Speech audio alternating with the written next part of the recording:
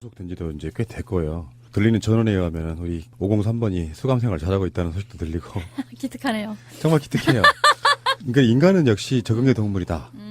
그러니까 박근혜라고 하는 사람이 적응 못할 거야, 미쳐버릴 거야 했는데 굉장히 수감생활 잘하고 있다는 생각이 기특하고. 그 사람도 멘탈이 굉장히 강한 사람이에요. 뭐 강하거나 이상하거나 하여간 우리가 걱정할 필요는 없는 사람이었던 거죠. 그럼 염전노예 36년이면 뭐든지 해 풀어주면. 뭐야 그거. 인건비도 안 받고 주는 대로 먹고 입히는 대로 입히고 산 지가 30년이 넘은 거잖아. 그러니까 우리 방송 색깔 빼고 한번 이야기해보면은 박근혜는 나름대로 자존심 있는 거예요. 자기간에는 일국의 공주 또는 여왕이었던 자로서의 품위 유지를 하려고 노력하는 거라고 봐. 그러니까 적응을 못해도 바로 소문날 수 있잖아요. 적응 못해가지고 난리 났다 그러면 국민들 입장에서 보면 더 분노할 수 있는 거거든. 그러니까 적응 잘하지 않으면 안 되는 위치에 있기도 하고, 그 위치를 지키는 이유 중에 하나가 나름대로 자기간의 품위가 있는 거라고 보는 그렇죠. 거예요. 저 같은 경우는 사람을 볼 때 눈을 봐요. 어릴 때부터 짱돌배기로 돌아다녀서. 근데 제가 우리 방송에서 여러 번 했을 거예요. 박근혜 눈은 살기가 있어요.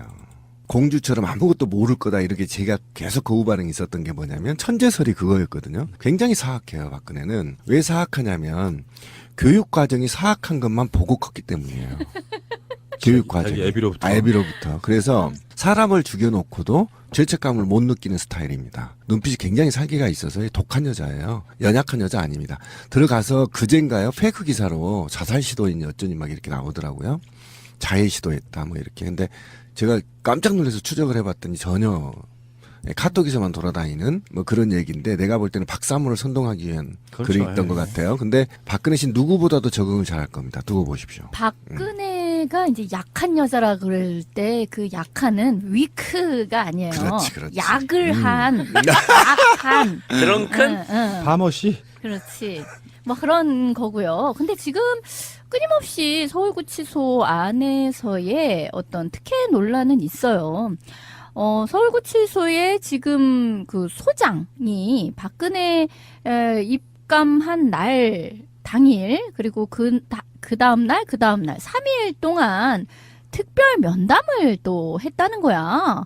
아니 그런데 특히나 이제 그 중에 일요일은요, 원래 변호사도 못 만나고 일요일 날에는 아무도 이렇게 면회가 불가능한 날이라고 해요.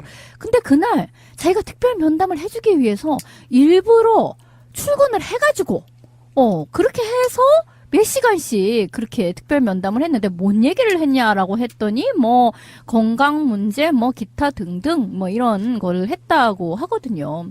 근데 지금 서울구치소장이 원래 지난 겨울에 최순실 관련해서 왜 깜빵 그 청문회가 있었잖아요. 그렇죠. 깜빵 청문회 당시에 이렇게 막 국회의원들이 청문회 하는 거를 방해를 했다, 또는 최순실이 나 여기 언제까지 있어야 돼 막 이랬더니 막 쩔쩔맸다 뭐 등등의 이유 때문에 그 사람이 경질이 됐어요. 그 사람은 경질되고 3월에 새 사람이 부임을 해 왔는데, 그 사람도 지금 박근혜에 대해서 일요일 날 자발적으로 나와가지고 특별 면담을 해주고 지금 이루고 있는 상태예요. 근데 어쨌든 최순실의 경우에는 지금 다른 데로 이감이 간다고 하네요. 오늘 이미 옮겨졌어. 예. 검찰이 박근혜한테 가서 구치소에서 조사하는 것도 특혜고요. 그렇죠. 그다음에 소장이 주말에 특별 면담하는 것도 특혜입니다. 그렇죠. 그것은 주말에 답답하니까 밖으로 좀 나오게 해서 어쨌든 좀 바람을 좀 쐬려고 하는 건데, 그러다가 사고 나면 어떻게 하려고. 그래서 그 입감된 곳이 시설이나 이런 것도 특혜뿐만 아니라, 저는 자꾸 있잖아요. 노태우하고 비교를 하는데요. 언론에서, 기성 언론에서. 노태우는 파면당한 사람이 아니에요. 그렇죠. 그러니까 애우라는 게 있었단 말이죠. 그런데 박근혜는 파면당했단 말이에요. 그 지위를 파면해버렸단 말이에요. 국민이 파면을 했다라고 한다면 전직 대통령에 대한 애우가 박탈되는 겁니다. 발음 그렇죠. 똑바로 안 할래요? 전직 대통령에 대한.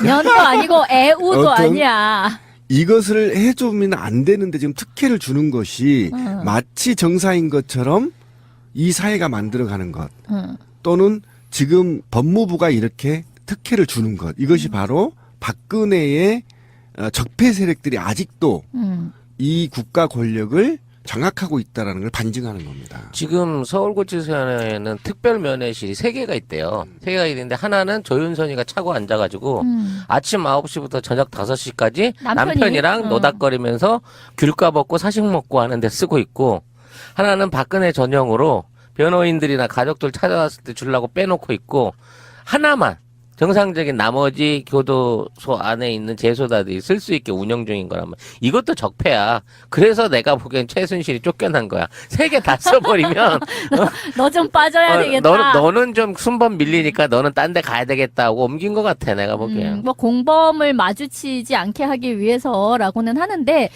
최순실이 뭐 어제 오늘 나온 보도에 의하면 의무실로 그러니까 교도관한테 누구 좀 데리고 와. 재소자를 딱 지명을 해가지고 걔를 의무실로 데리고 와라라고 하면 교도관이 그 얘기를 또 명령을 수행했대.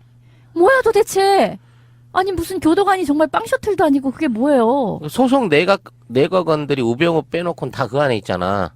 한 놈씩 불러가지고 전부 다 매일 뭔가 얘기했을 것 같고, 장시현은 인연이 네가 나한테 이럴 수 있어 하고 싸대기 좀 날렸을 것 같고, 분위기가 그래 지금.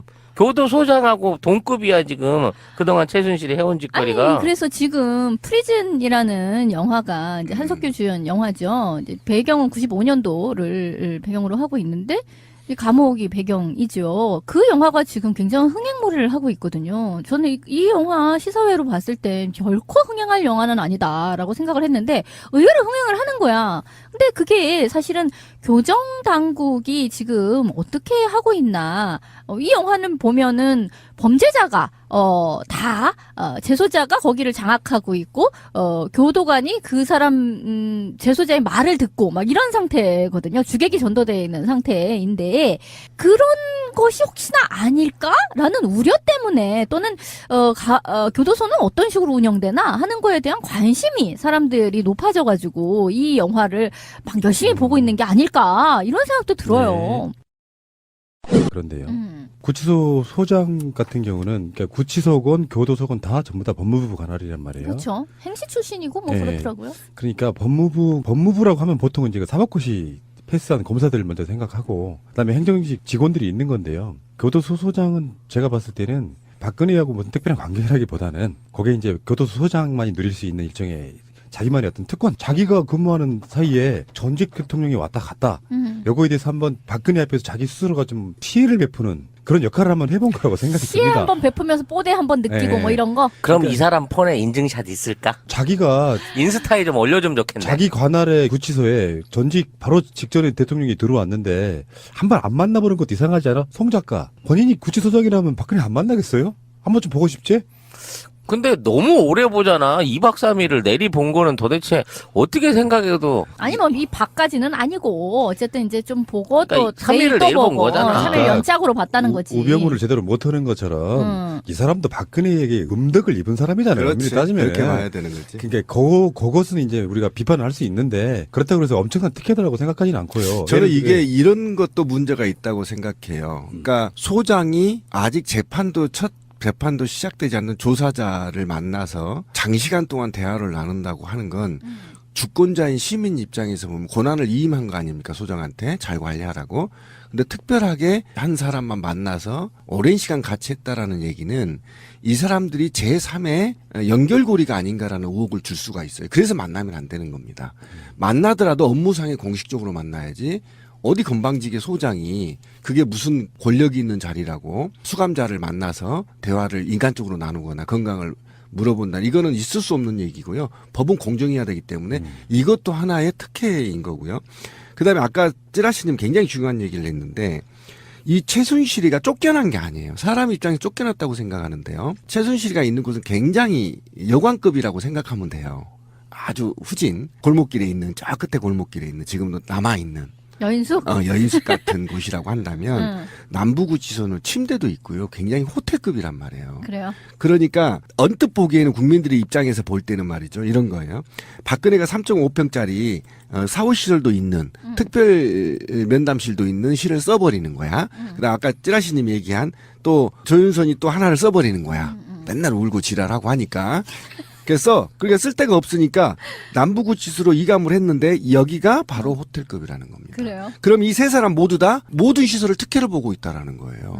이거 그냥 넘어가서는 안 된다고 이것들이 생각합니다. 구치소 스위트를 싹쓸이를 하네 아주 그냥. 그러네. 안종범이 지금 남부구치소에 있었던 이유는 협조적이었기 때문에 도와준 거거든요. 아. 네, 좋은 시설이 있어달라 이런 거거든요. 그런데 이제 구치소를 남부구치소로 옮겼다고 한다면 최순실도 모정에 특혜를 받고 있다 이렇게 보시면 하긴 되고. 그러네. 예. 경기도 있는 구치소보다야 서울 가까운 그렇지. 구치소가 훨 낫겠지. 남부구치소가 왜 영등포 구로 그 사이에 있는 예, 그거잖아요? 맞습니다. 예, 예. 네. 그러니까 지금 서울구치소의 전신은 서대문 형무소잖아요. 맞습니다. 그러니까 우리나라에 존재하는 모든 구치소 중에 중앙에 있는 그런 형식의 시설인 거고 어차피 새로 생긴 거야. 저도 군대 신막사 생활에서 잘합니다. 우리 부대 시설 이야기를 하면은 다른 부대에 근무하는 사람들이 깜짝 놀랄 정도로. 근데 그런 측면이 있는데 이렇게 이야기가 돼야 된다고 생각해요. 인권 차원에서 교정시설은 호텔급으로 바꿔주는 게 맞죠. 그렇게 따지면은. 그러니까 앞으로 그 교정시설들이 박근혜가 들어가 있다라고 하는 곳이 소파 때문에 미군들이 임시로 잡혀 있는 곳이잖아요. 맞아요. 그러니까. 예. 그러니까 거기 그쪽에 인권에 맞추려다 보니까 그런 방을 하나 만들었던 건데